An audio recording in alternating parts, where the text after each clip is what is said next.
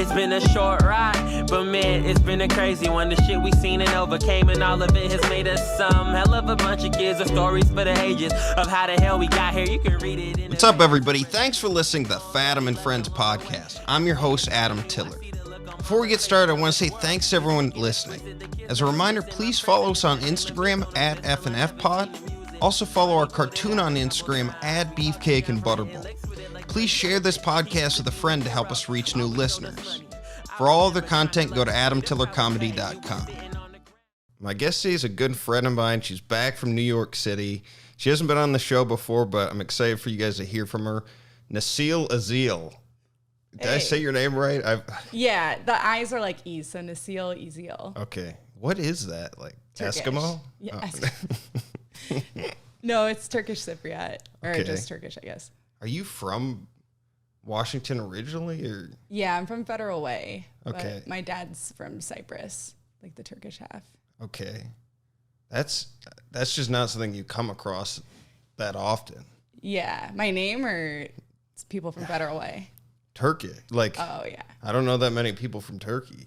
I don't either. I think it's like there's like some Turkish people in Washington, but I think it's like more people from Turkey. This is like a tiny little island that's like half Turkish, half Cypriot. Where? I am so bad with geography. Where Most the fuck people don't. is Turkey? So it's like it's like the bridge from the Middle East to Europe. So it's like on the Mediterranean, like on that very furthest end of Asia. And then Cyprus is like right on the Mediterranean in the. Okay.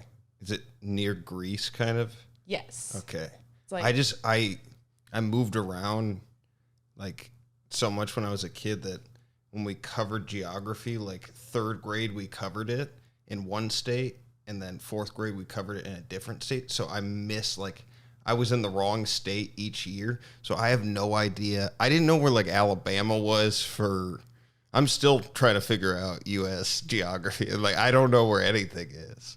I mean, I really think that they don't cover that stuff at least, I mean, I was there for the grades and I have no idea where anything in the U.S. is. And I only know where the other stuff is because sometimes I would get bored at work and like just look at maps. I like looking at maps for sure. But you think that would be more of a priority, right? It's like the only useful thing I would think that, like, I don't need to know the slant of a line, but they don't teach me. Or most of geometry and shit, or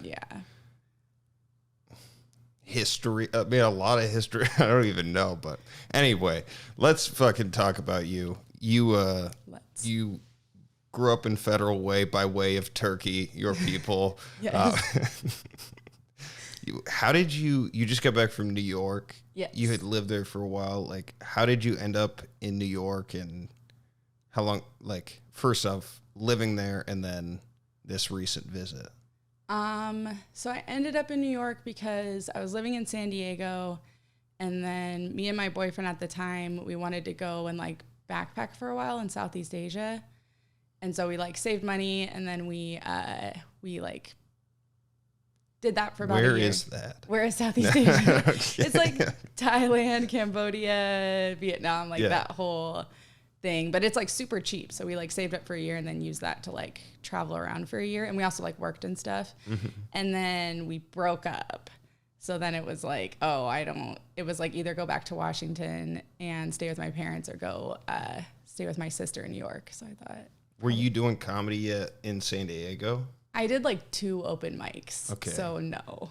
Because I've had a couple guys that were in the scene there, and like they actually have had a few people like pop recently. Like Brian Simpson is opening for Segura now, and he was like a Madhouse guy, and Barunji had just gone down there. So San Diego is like kind of this quiet hotbed for comedy.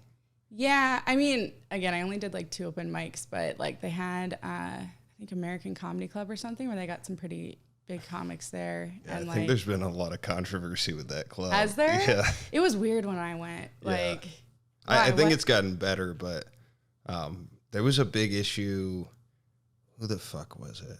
I think it was Hannibal or some tweets and like just stuff with management. I don't know. I'm not. Some tweets in I I know it's not like as much of an issue anymore, but yeah, let's just keep talking about San Diego comedy. Not specific venues that could hold us at some point. Yeah. But okay, so you were there, you did a little bit of comedy, and then it was go back to be with your parents, or Yeah. I was gone for like a year and a half traveling, and then it was like, okay, I didn't really want to go back to Federal Way and stay with my parents. So I went and stayed with my sister.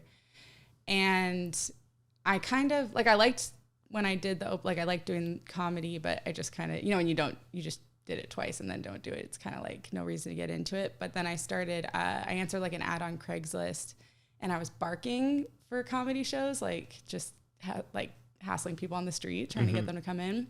What club was it for? It was for Funny Honeys, which was it's like a female-focused comedy, what's the word?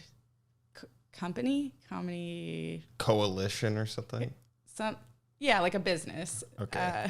I'm not smart enough to know what it would actually be called, but this woman, Vanetta, was starting that, and she was looking for people to help. And then it wasn't just women, it was lots of people, but I just was like watching the comics come up because I was working the front door, and like, when you watch people do comedy, you're just like, it looks like so much fun, I really want to be doing this.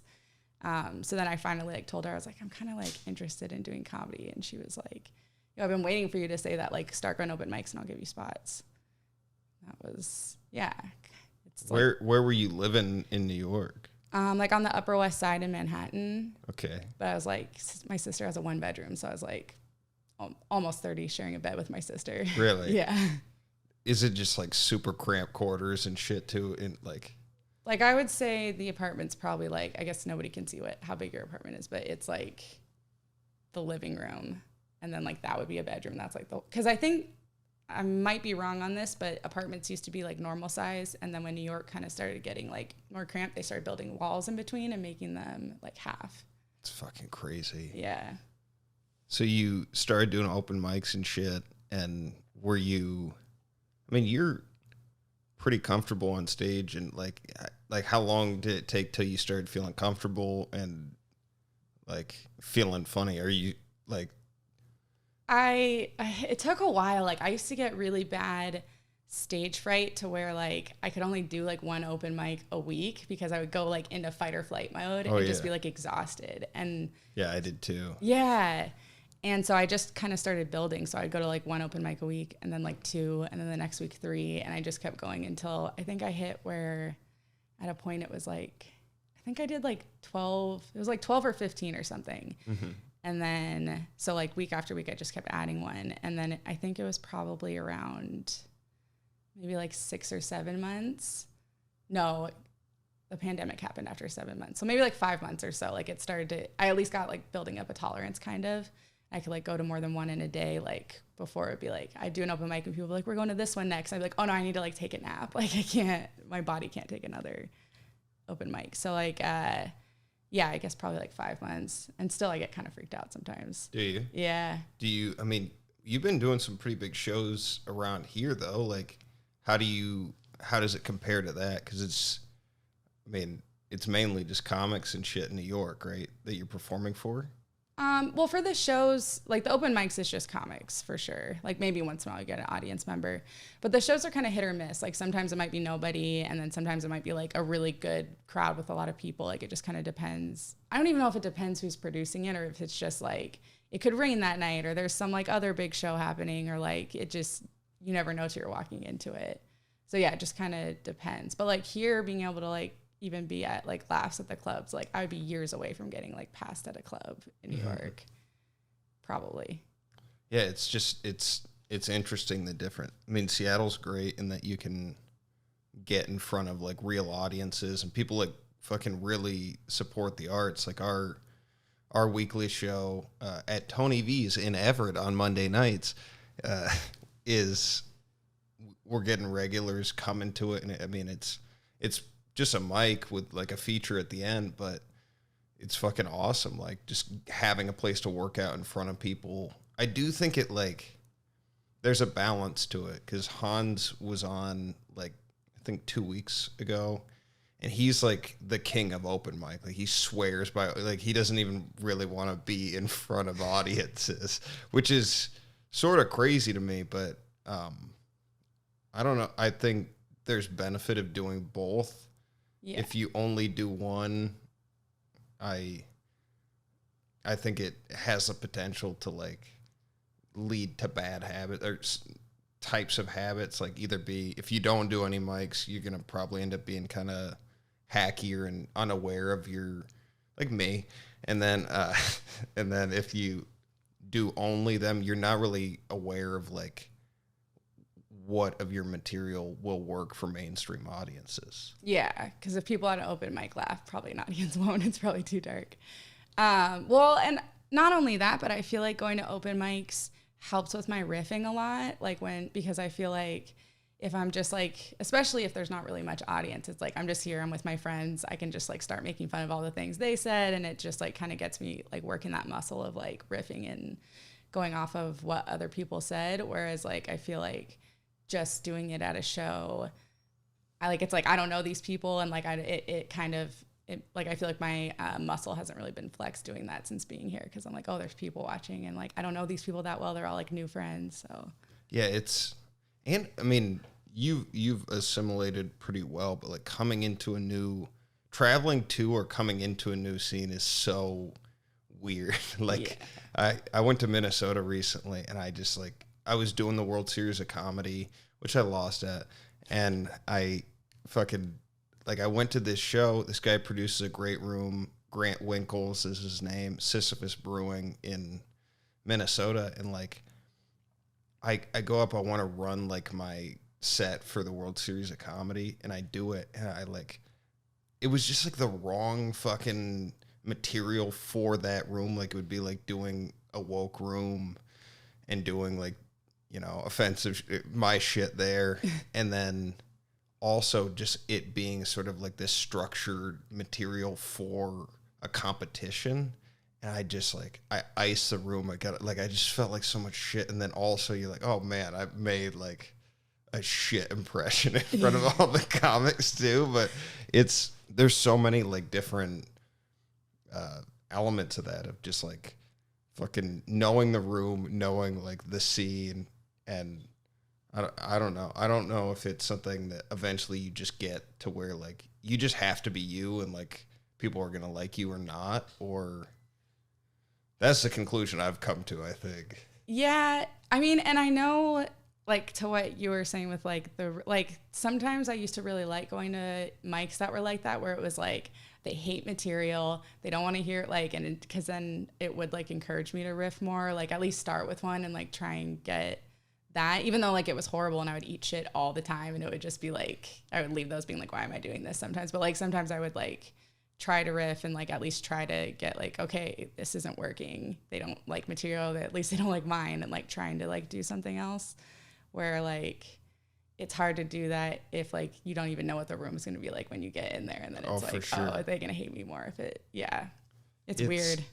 There's a lot of levels to it, and it's just like a lot of comics are fucking mean people. Like just bitter, angry people. And it's like, I don't know. That's just not, I didn't really get into comedy to like feel that way, but it was the scene in New York. Like, is there, I mean, there's a lot of like kind of fighting in smaller scenes, and like, I don't know, just arguing over shit. Like how is it in terms of like, kind of canceling people? Or I feel like, and this is like, take this with a grain of salt, because maybe I just didn't know about the drama. Like it's possible I just wasn't cool enough to like be let in on that. But like it felt like in New York, it's like so focused on like the grind of like get your mics in, like do like everyone's just like really trying to grind, that like people just kind of stay in their lane. And like you had stuff where, maybe certain mics were just like all white dudes all saying horrible shit, like whatever. But then there was like mics that were specifically like, for queer people, and like, you go to Brooklyn and it's a lot more diverse. So it seemed like kind of you pick which type of mic you want to go to. And if you're going to one that's like, it's just going to be all white dudes, it's like, well, you walked it. Like I've heard some horrible stuff at open mics, and I feel like it's just like that's where you try, like the audience not responding and being like, that was horrible. Like that's the consequence for that. Whereas like, it's not like it really leaves the room once that happens, if that makes sense. Mm-hmm. Whereas I'm not saying that this is good or bad, but I guess I've noticed here where it's more like that doesn't leave, it does leave the room and then it's like, oh, this happened. And like, maybe I won't like a certain comic, but it's not like it really turns into like, people just don't really care, I think. But again, that's maybe I just didn't hear about it. Yeah, you have a pretty high tolerance too for some of that like compared to other, I mean, I've never seen you get like upset at something.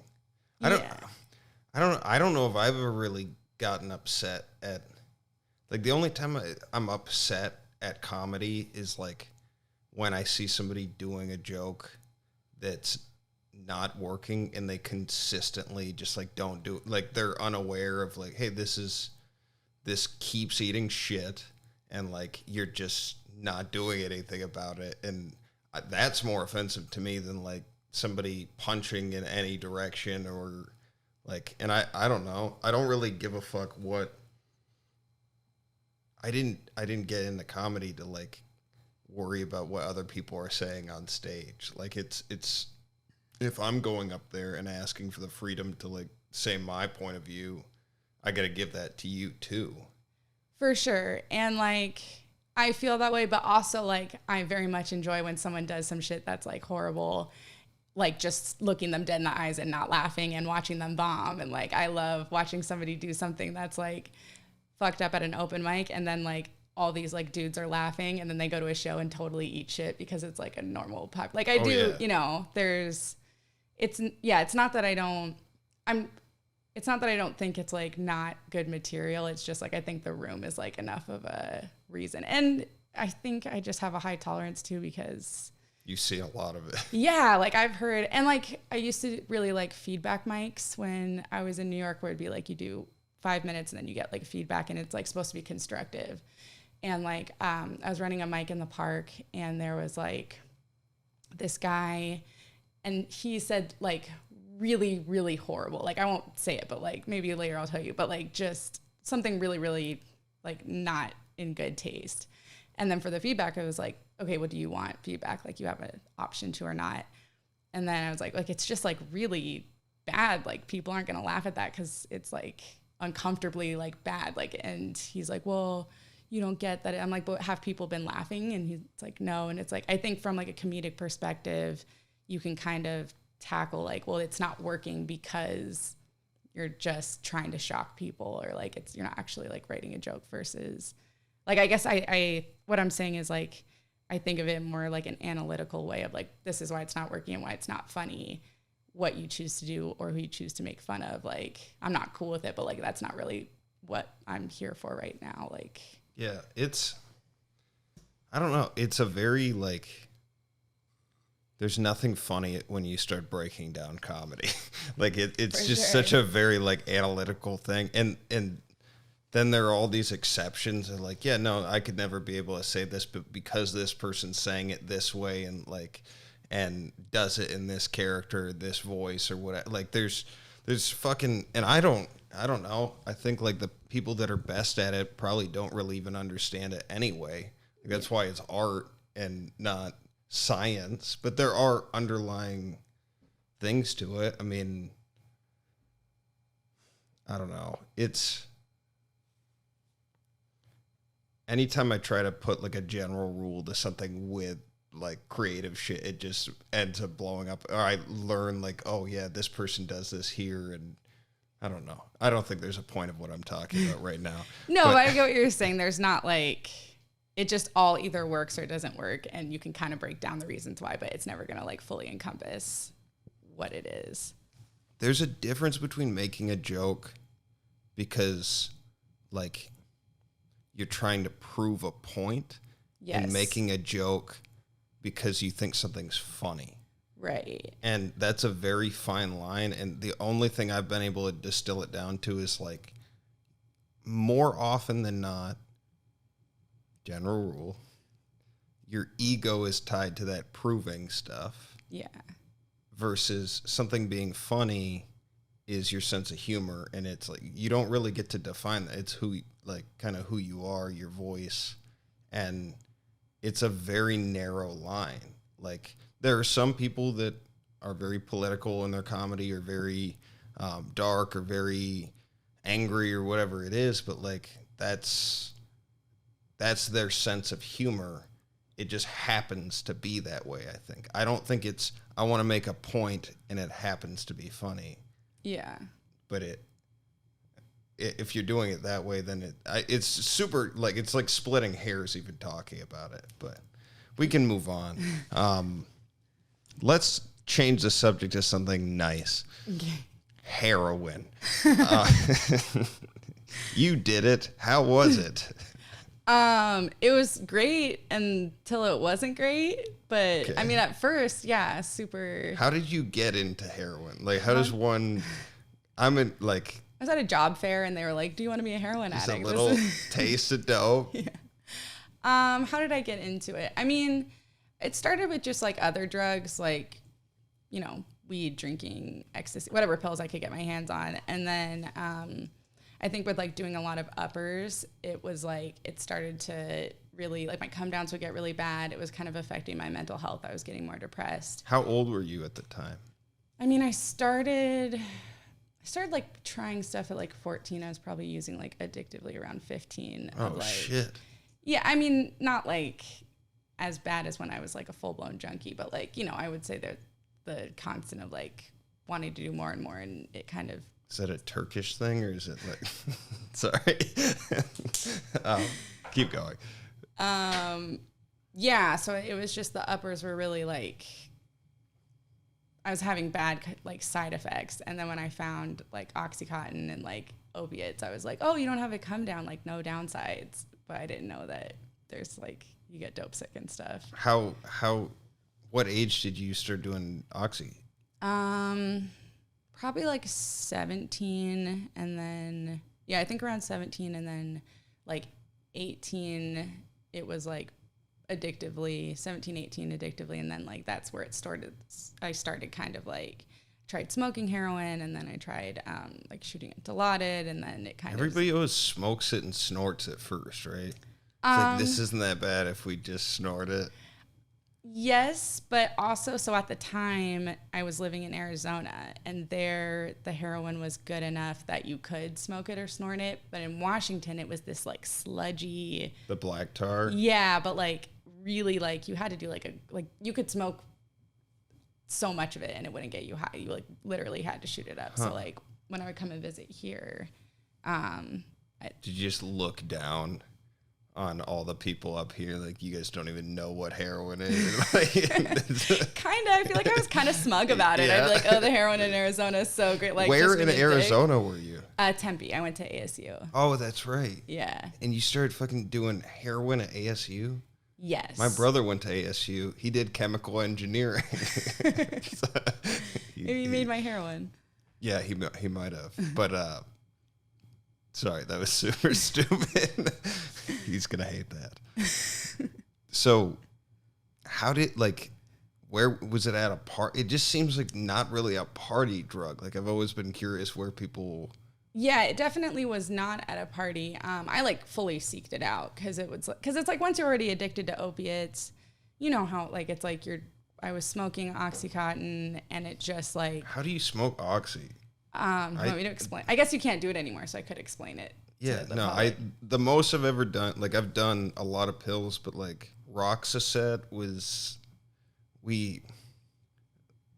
my buddy came across some in college and we took it, and it was really good. Like, it was fucking, I've never taken it again. It was just that one time, but he had a roommate that was from Africa, and we wanted to fuck with him, so we filled up we went to Walmart and bought like 200 of those like 7-cent goldfish. Yeah. And filled up his bathtub, his sink, and his toilet with goldfish.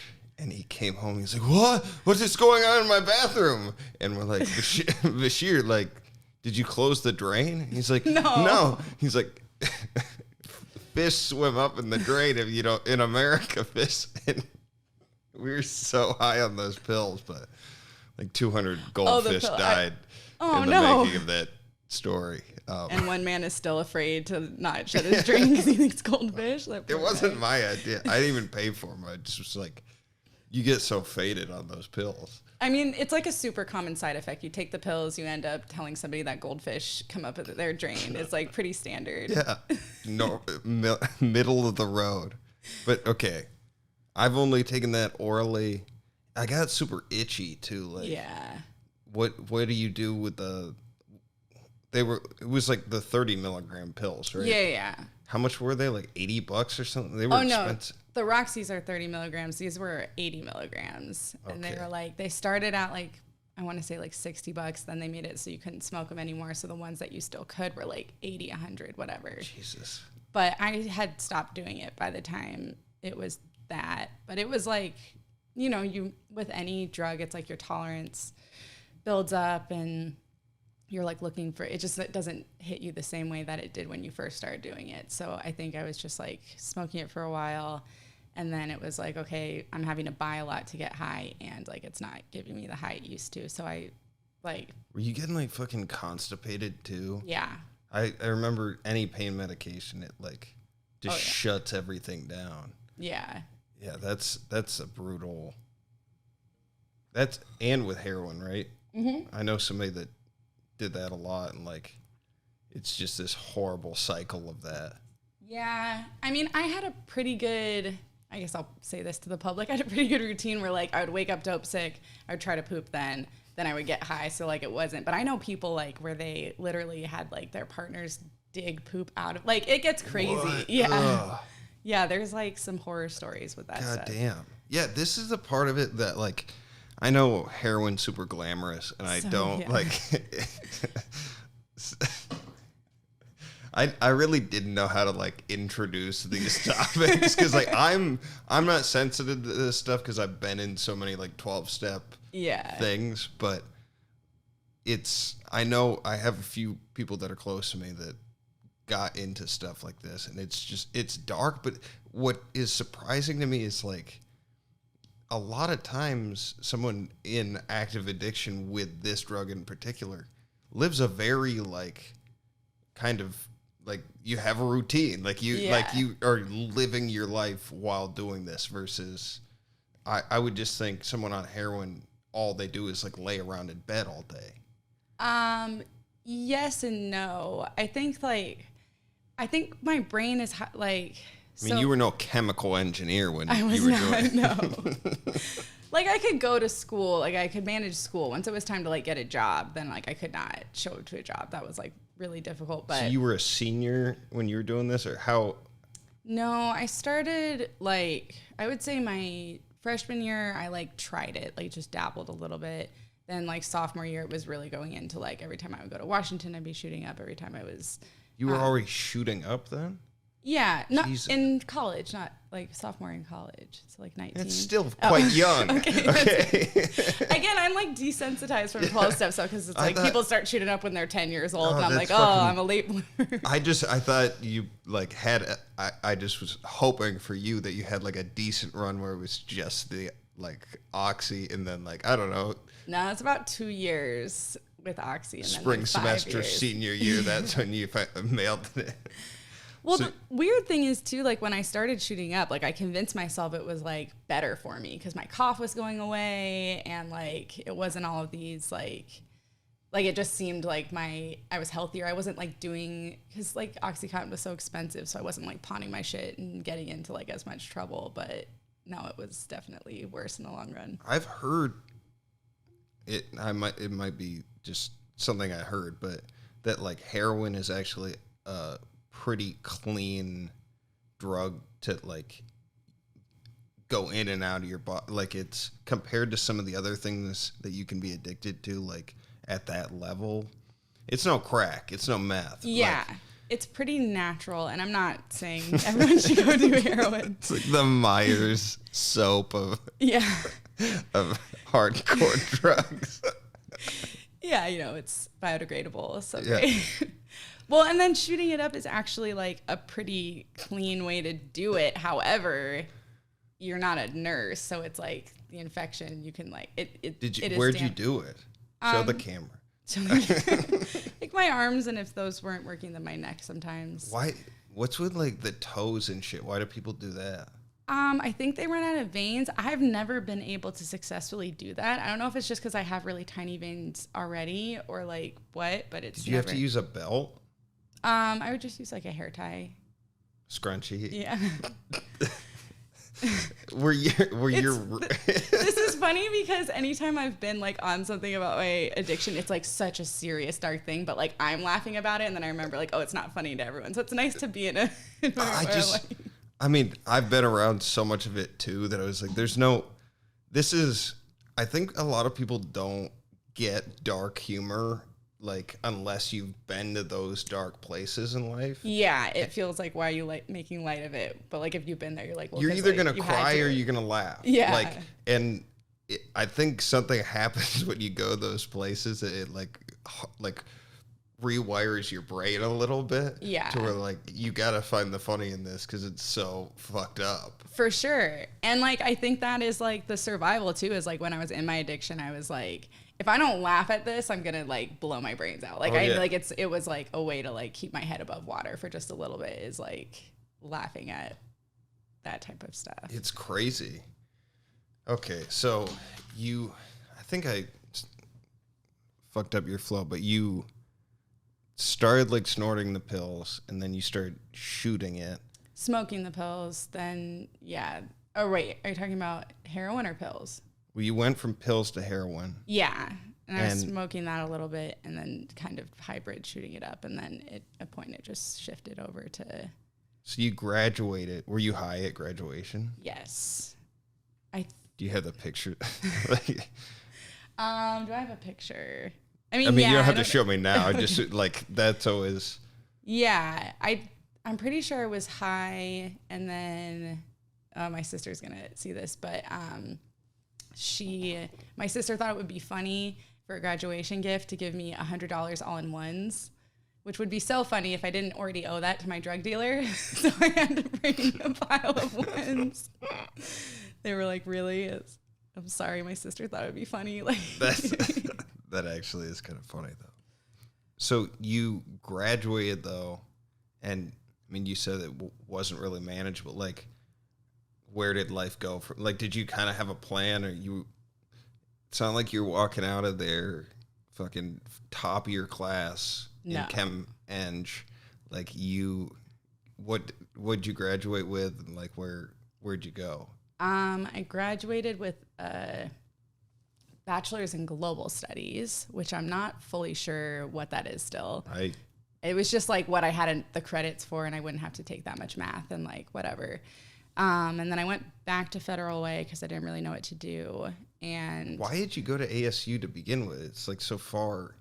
I think I just wanted to go out of state, but it was like probably one of the cheapest out of state schools. So I was like, that'll work.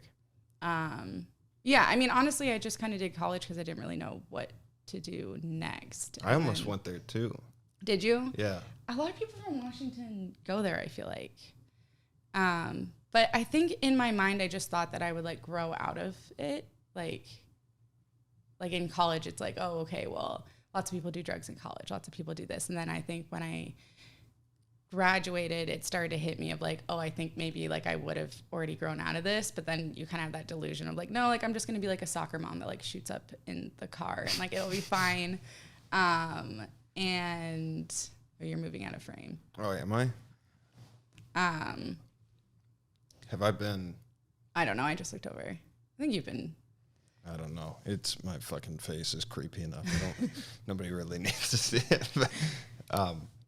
But yeah, That's a weird transition though. Like the graduating to going into like normal life, like without hardcore drugs. Like it's just like you don't really know what the next. I mean, I went to law school, but not because I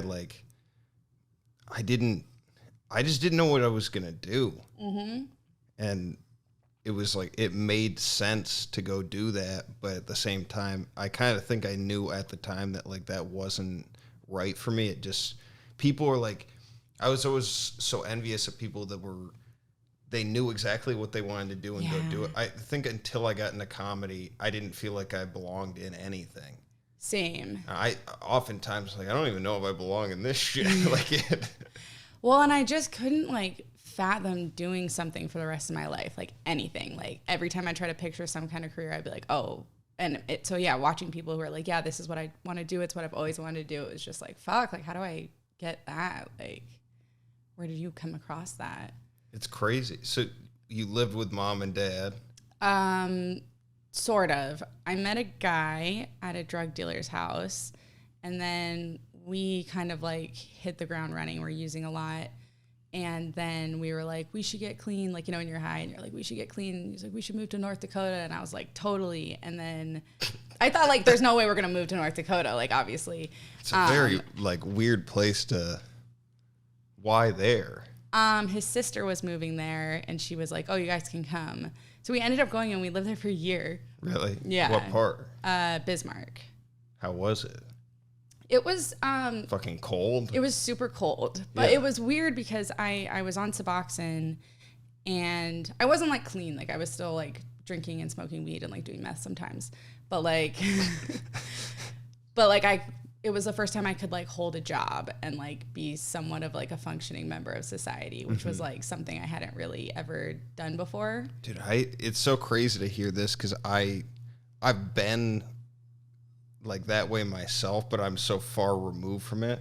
And the only side of you I know is far removed from, like, I can't imagine you being like someone I couldn't trust with $20. Oh, right now. yeah. No, I was a shitbag. Yeah. But here's the thing. I was like, I had a facade of being nice like I am now. Like, I think I was always that, but I think that was something I put on too. So people would like trust me and like leave me alone with their wallets or leave me alone with their dope or like whatever. Like it's kind of that catch more flies with honey, but I was a shitbag if you like really broke it down. That's fucking crazy. Yeah. So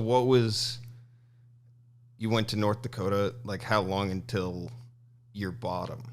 Or did you have one or? Yeah. So I moved back from North Dakota and that kind of started, and like, mind you, I'm like a chronic overdoser. I overdose like, I don't know what it is, like dozens of times. It's like. What happens when you do? It just depends. So like sometimes I would have a dream, like there would be like some weird vivid dream. Other times it's like I would wake up and I wouldn't even know something had happened. Like there had been times where I would wake up and I'd be soaking wet and I would see people crying and then be like, just jump in and be like, what's wrong? Like, are you all right? And they'd be like, are you fucking joking me? Like you just died or whatever. What the fuck? Like it literally was like, it was like pulled from my memory and I was just, all of a sudden I'm like, you know, when like in a dream, you don't know how you got there, but you don't think about it. Sort of. You're at the store, but you don't think about like, wait, I didn't drive to the store. Yeah. Like in Inception when you realize like, oh, that's how you know you're in a dream. Like that type of thing. All of a sudden it would just like, I'd come back online and be like, what's, you know, everybody's why are you freaking crying? out. Yeah. Calm down and just tell me what happened. And then. That's fucking wild. What is the actual high like? Because I've taken, the closest thing I've ever taken was Roxaset.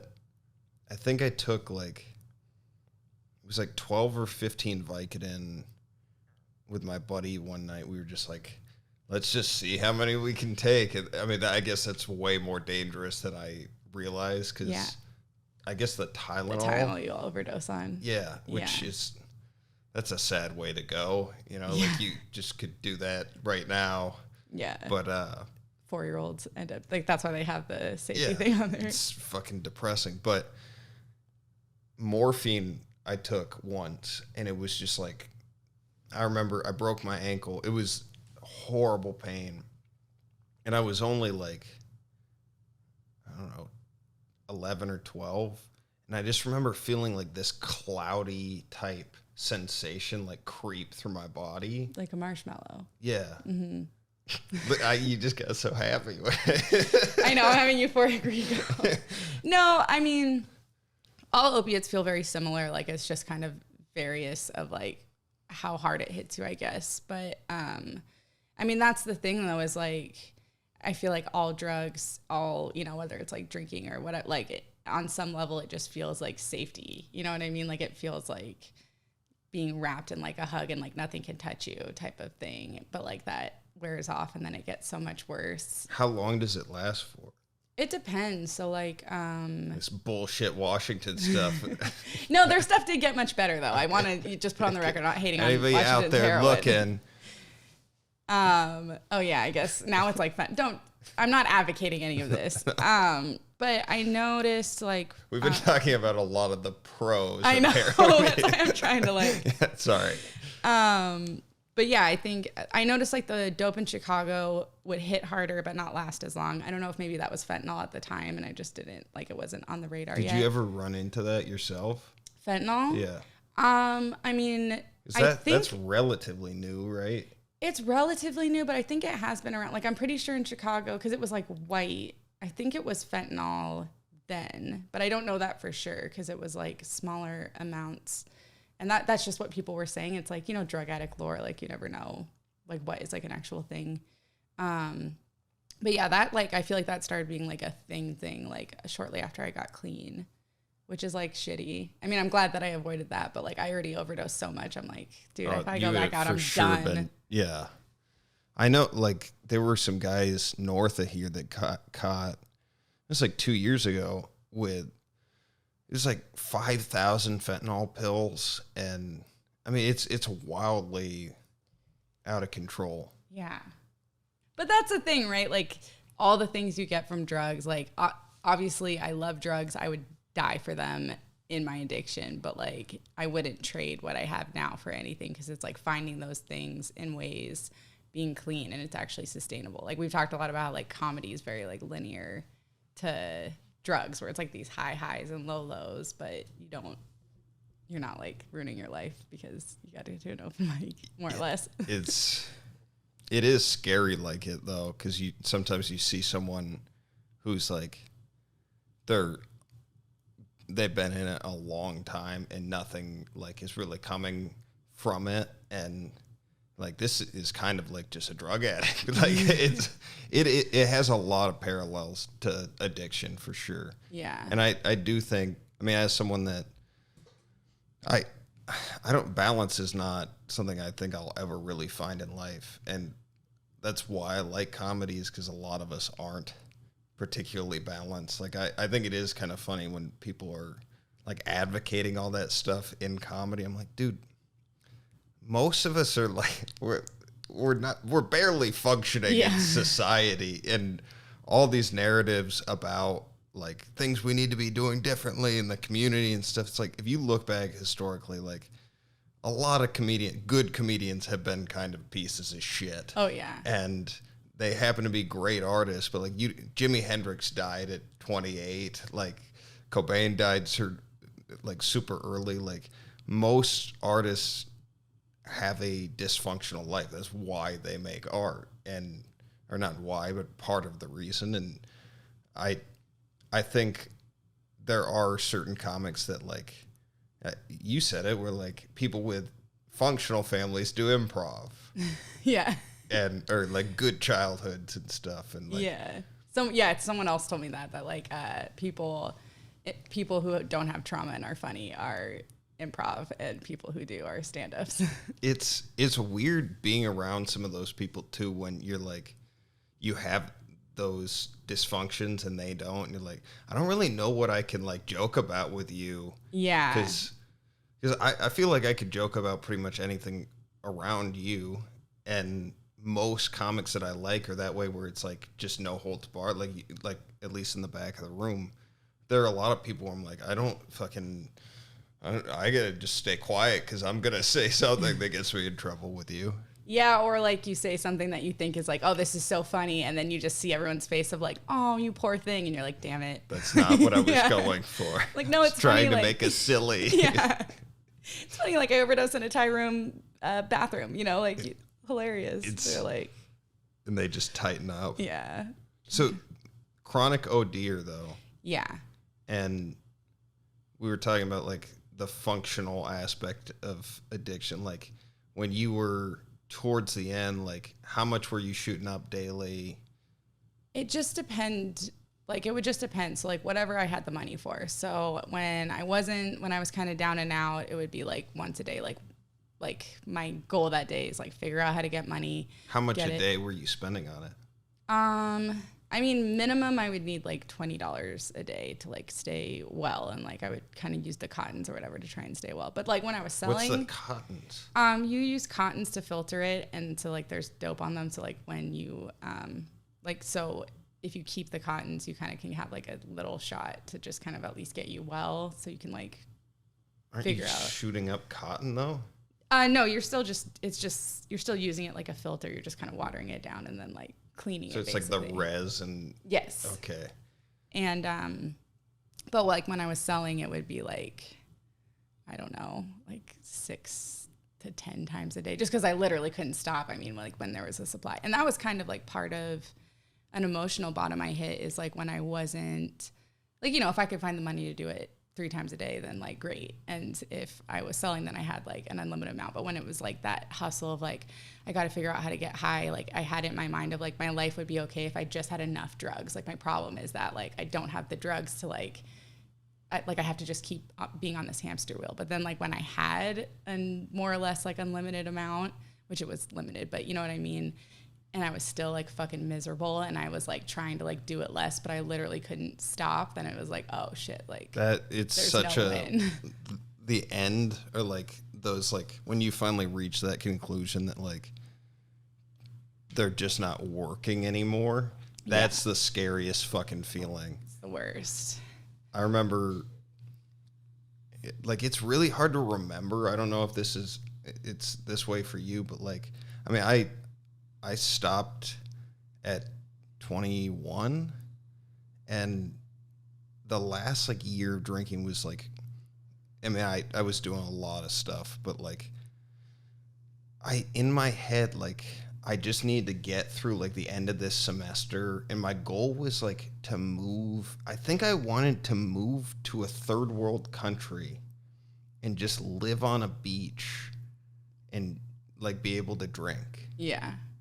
That was my goal. Like, and I was still in school. Like that shows you how detached I was from reality. It was like, if I could just get to that, like, and I think I was just listening to a lot of like Jimmy Buffett for a period of time. Like thought that was actually a lifestyle like that you could have. But I mean, it's such a like weird thing to be shooting for, aiming for, or whatever. And I remember the weirdest thing was when I started making decisions to quit, and then just randomly finding myself fucked up. Mm-hmm. That's like where it was almost like there was a fast forward button on your life where like that morning you're like, this is how today's going to go. And then 2:00 in the morning, the next day, you're like, I'm fucked up right now. Yeah. It's like if you were on a lie detector test in the morning, you're like, I'm not doing this today. And you'd pass. It's like, dude, I'm definitely not. And then by the end of the day, you're like, I'm pretty sure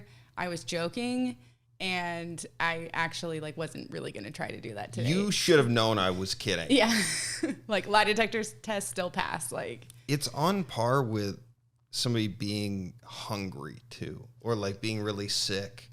And like when you're physically addicted, there's the mental aspect for sure, but like the physical element, I can't imagine what you went through where like, I don't think regular people understand that like you're just trying to get your body to stop hurting. Yeah. And like, this one thing will completely fix it. But it's like, the only thing. Yeah.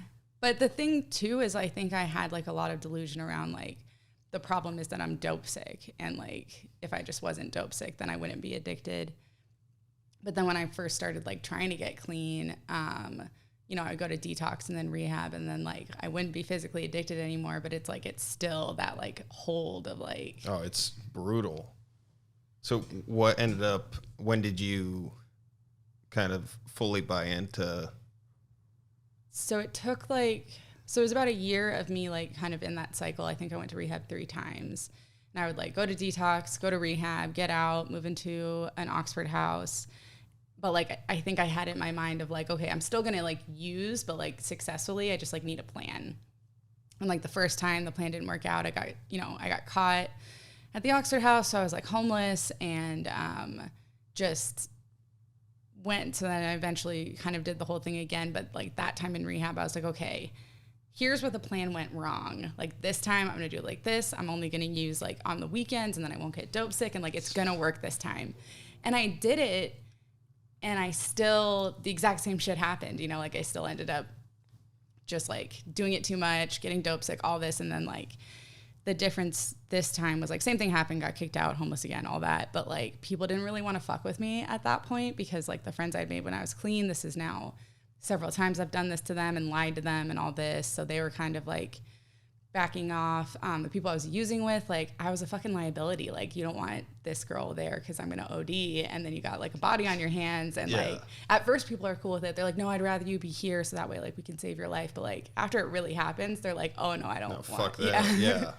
And so. And those people in those situations, the fastest thing that I learned like in cleaning up was like they disappear. They're fucking cockroaches. Like you never see those people again. Like I think when you're active in it, you're like, these people care about me. They're just as sick as you. Yeah. And you're alive or whatever. Unless you benefit them in some way, fuck off. Like right. And lengthwise, I didn't really give a shit about people unless they could do something for me. For sure. Like, and you know, my goal all the time was just to like be alone, kind of like the living off in a third world country for you. Like I didn't even like interacting with like drug addicts anymore. I just wanted to get my dope and be alone. And like, were you into Jimmy Buffett at the time? No. But like I think this time it was just like I was so alone. Like at least when you have someone to even just complain to, like there's someone there. And this time it was like I remember I didn't have anywhere to go, so I wasn't like sleeping on the street homeless. It was just like I'd have to walk around all day and then like figure out where I was gonna sleep that night and like who would let me crash on their couch. And like the only place I could go was my drug dealers. He was like, okay, but you can't shoot up here. So like obviously I was just going to the bathroom and doing it. And like I remember just like being outside smoking a cigarette and it like raining. And just being like, you know, that feeling where it's like literally the opposite of the feeling of being high, like where it's like when you're high, you just feel like safe and happy and this like happy feeling right here. It's like the opposite, like that empty void, just like, and I remember just like feeling so alone and like it clicking, like it's just always going to be like this. Like it doesn't, like I tried that plan. I did it to the best of my ability. I still ended up here. Like it's not the way I'm using, like it's just the fact that I'm using it. It's never going to be different if I don't try. And so like that was kind of when I went on like Vivitrol and I did some other stuff different, but like that was like when I stopped debating it, because you know you get in that debate of like, well, should I get high now or should I not? Should I relapse? Shouldn't I? Like I'm just surprised you had that flip when you still had shit kind of in and around you. I mean, I didn't get clean that day. No. I got super high that night because I was like, okay, I'm going to go to rehab. And so I got super high that night. I snuck Suboxone into rehab because I was like, oh, I want to like wean down and not. I didn't want to go to Detox again because like I had so much to do. I didn't have the time, which like is stupid looking back because I had nothing going on. But like, yeah, so I count my clean date when I stopped doing Suboxone in rehab, just because not that like Suboxone people can't be clean on Suboxone, but it was like not prescribed to me and I snuck it in my bra. So like, it's not really. Fucking God bless the people at work at Detox. Oh yeah. That is, I can't imagine. Like I owe every one of those people an apology. I was only there for like 12 hours. You left AMA? Well, my situation was really weird. Hazelden in Minnesota. Yeah. They checked me in there. It was sort of like two people I knew sold me on the idea, like, this is going to be a really good place for you or whatever. I don't know why. I just like, I was at that time, anytime people were being nice to me, like people pick up on you being a piece of shit quick. You're really like, even if you're not obvious about it, you're obvious about it. And they were like, this is going to be really good. So they're like, Eric Clapton went to this place. And I was like, I fucking love Eric Clapton. Like, if he can do it, I could. And I went and I had like, it was like a gallon Ziploc bag of pills, like of just different bottles of pills. And the first day they took all of them and I started withdrawing and I just like was fucking losing my mind on the people there. And I ended up, like, I had a wristband, and I was like, I'm fucking out of here. And I tried to leave, and protocol is not to let you leave. Yeah. And so if you're trying to escape, they send you to the psych ward. And you can't just leave? no, I guess I signed something at some point that said I couldn't leave without whatever. And I was trying to get a ride out. I was waiting for my ride, and they sent an ambulance that was accompanied by a police car. And they fucking put me on the thing like Hannibal Lecter. And Like a muzzle? not a muzzle, but like on the board where they strap you down. Really? I was so like, I wouldn't say that was my bottom, but you immediately flip that switch where you're like, all these people who are trying to help me are my enemy. Yeah. And dude,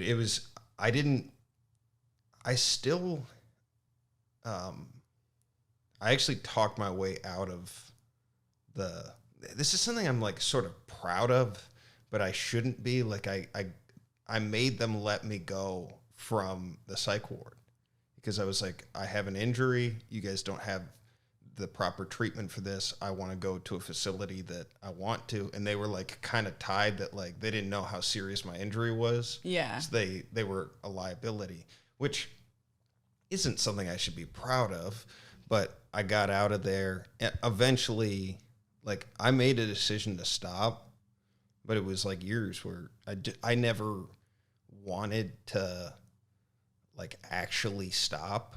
I just, I was like, I'm going to try this. And I think after so long, I noticed like things were going well. Mm-hmm. And in the back of my head, I was like, oh, I'm still going to go back to doing that stuff. And I had this like weird leap of faith where I was like, I know what all of that looks like. Like I've done that up into my life of what this over here looks like. I don't even know what living without these things look like. Yeah. And I'm not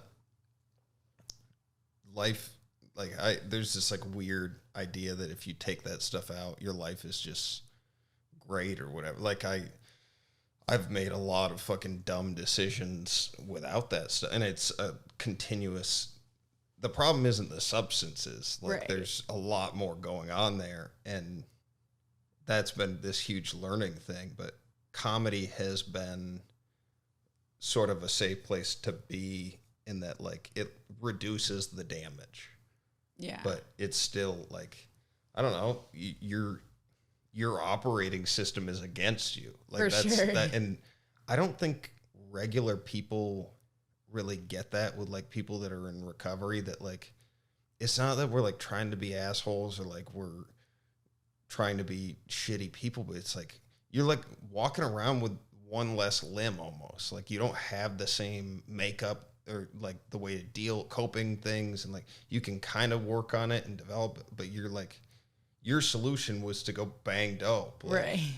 And I mean, going towards like where you're at now, you're in a relationship, like you're playing kind of like a mom role, right? Like I would say like stepmom adjacent. Yeah. Yeah. How is that with all of this? Like, is it hard to like be, I just can't imagine, like, I can barely manage me. Yeah. And like it's just a very humbling thing to like put yourself behind all that and like be present for those people and stuff. Is it something that like is going well for you, or is it challenging, or?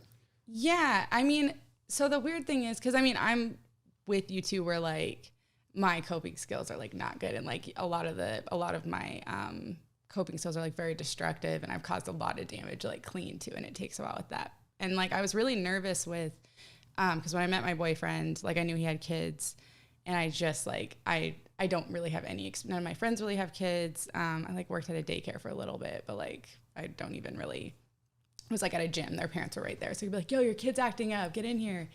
So I was like pretty nervous, to like meet them, but like, it's actually been like super cool. Like it was like a lot. And mind you, like I don't have a ton of responsibility. Like I say stepmom adjacent because it's like, also it's kind of like I just have like a 12, 6 and 7 year old friends. Like, but like, you know, it's like, I don't want to say it reminds me of using in like but like how we're talking about like accessing those things when you're clean, like getting those feelings. It's like, I just like play pretend and like, you know, there's like snacks going on. And like right before I got here, my boyfriend's son was like, okay, we're going to play a game called like Who Stole the Cupcake? And he like brought out all the dolls and action figures. He's like, someone stole the cupcake. We got to figure out who. And I'm like, got it.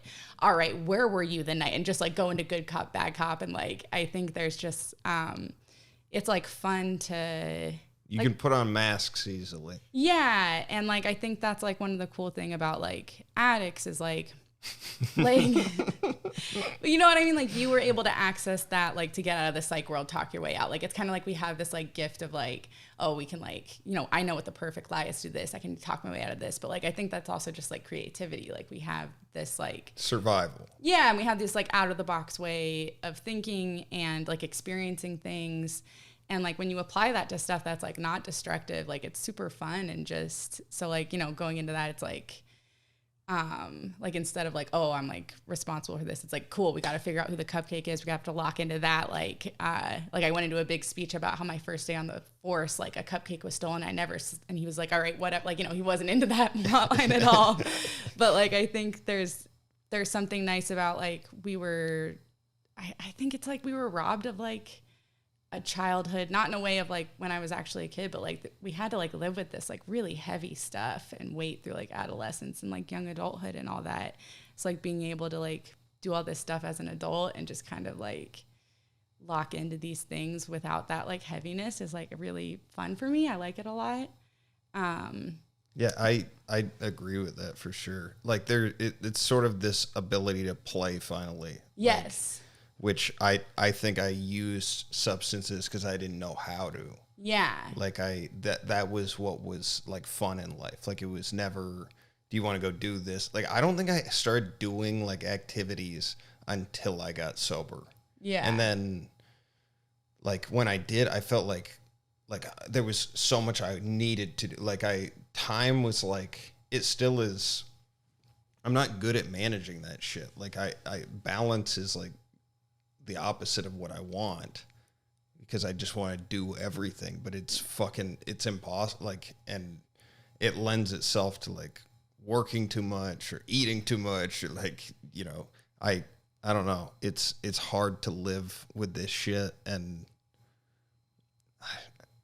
I envy that you can do that around those kids. Cause I've been in situations before with someone who has kids and it's like, especially in that like adjacent role, mm-hmm. There's a lot that like you gotta be hands off with. Yeah. And it's hard.